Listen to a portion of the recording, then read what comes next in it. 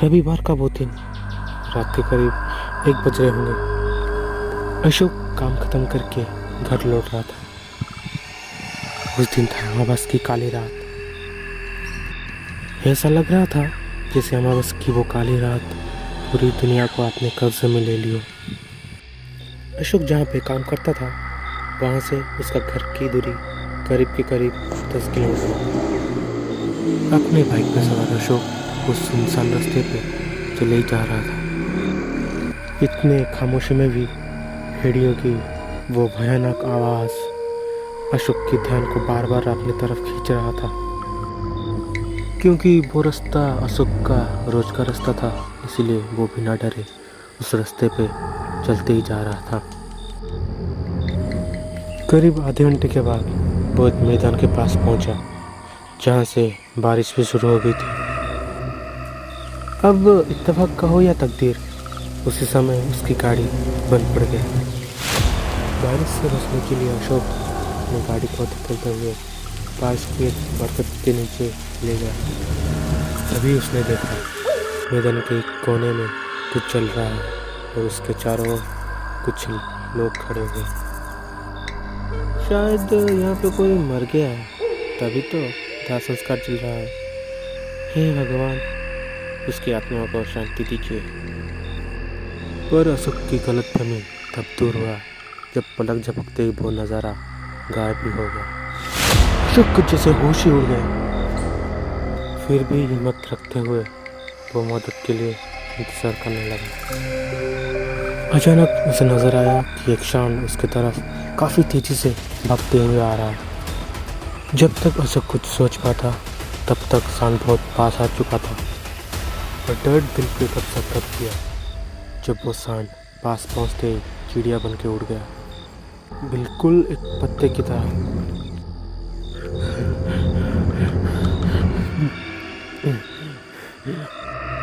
अशोक की सांसें फूलने लगा था और उसका गला सूखने लगा था। कहते हैं जब कुछ मिलने वाला होता है उससे थोड़ा ज़्यादा ही मिलता है, और अशोक की किस्मत ने तो आज बोनस ही लिखा था। उसी बरगद के पेड़ के नीचे खड़े हुए अशोक ने जब ऊपर को देखा तो उसके मानो होश ही उड़ गए। एक औरत उस पेड़ की एक डाली पे अपने गले में रस्सी डाले हुए लटक रही थी, मानो उसकी मौत हो गई हो। जिसका जबड़ा टूट गया था और उसकी दोनों आंखें बाहर को निकल चुकी थी। पर वो माहौल डरावना तो तब हुआ जब वो निकली आंखें अशोक को टक गिरे जा रही थी। उस औरत को देखकर अशोक ऐसे खड़ा हुआ था कि मानो उसे सांप सूख गया है। तभी अशोक ने देखा कि उस रास्ते पे एक रिक्शा वाला जा रहा है। अशोक भागते हुए उस रिक्शे वाले के पास पहुंचा और हंसते हुए बोला, भैया भैया, मुझे मेरे गांव तक छोड़ दो क्या, प्लीज़ भैया, प्लीज़। उसके हाँ बोलते ही वो दोनों उस रास्ते पे अपने सफ़र की तरफ निकल पड़े। कुछ ही दूर जाते ही वो रिक्शा वाला अचानक ही रुक गया। अरे भैया, रुक क्यों गए? पर उससे कोई भी जवाब नहीं मिला। अशोक ने दूसरी बार भी पूछा, पर पहली बार की तरह निराश। उसे बुलाने के लिए अशोक ने जब उसके कंधे पर हाथ रखा तो अशोक की आंखें फटी की फटी ही रह गई। उसके हाथ रखते ही उस रिक्शे वाले का सर अचानक नीचे गिर गया, मानो वो कोई इंसान नहीं, एक मूर्ति हो।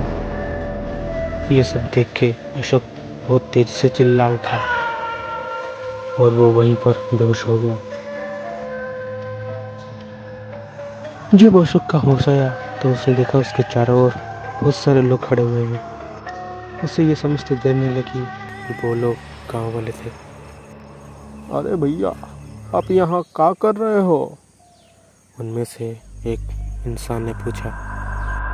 मेरा गांव यही पास ही में है और मैं अपना दुकान बंद करके घर के लिए लौट रहा था इस कच्ची सड़क पे। क्या कह रहे हो? तुम तो अब अपने घर का रास्ता काफ़ी दूर में छोड़ के आए हो। कल यहाँ से गुजरते वक्त मेरा गाड़ी खराब हो गया, इसी बरगद के नीचे, यहीं पर तो था। और मैंने रात भर बहुत ही भयानक चीज़ें दिखी। क्या देखे? यहाँ पर कोई रास्ता ही नहीं है। हाँ भैया, हाँ बहुत सही कह रहा है। हमने तो आपको एक झाड़ियों में पड़ा देखा तो आपके मदद करने के लिए आ गए। रमेश ने उस जगह को देखने के लिए जब उठा तो उस जगह को देखकर उसके मानो रोंगटे खड़े हो गए, क्योंकि वहाँ पर सिर्फ बड़े बड़े पेड़ और जंगल ही थे। उसे लग रहा था जैसे कि वो पागल हो गया है, क्योंकि कल के वो रास्ते और वो सब चीज़ें मानो आज उसका कोई वजूद ही नहीं हो। अशोक के साथ जो सब हुआ था उसने खुल के गाँव वालों को बताया।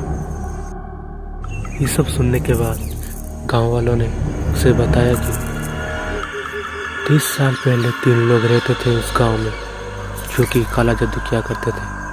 उनके वजह से उन्होंने बहुत लोगों को तकलीफ दी हुई है। अपने साधना के चलते किसी कारणवश उन तीनों की मौत हो गई। लोगों ने सोचा था कि बला टली, पर वो बला 2 गुनी होकर वापस लौटी। इसी वजह से उस तरफ कोई जाता नहीं, और जो जाता है कभी लौट के नहीं आता। इन चीज़ों के चलते अशोक बहुत ही डर गया था, जिस वजह से उन गांव वालों ने उसे अपने गांव छोड़ के आए। उसी दिन से अशोक ने रात के सफ़र को अलविदा कह दिया। हेलो फ्रेंड्स, उम्मीद करता हूँ आपको ये कहानी पसंद आई होगी। अगर पसंद आई होगी तो लाइक शेयर सब्सक्राइब करना मत भूलिएगा। तब तक के लिए बाय और नमस्ते।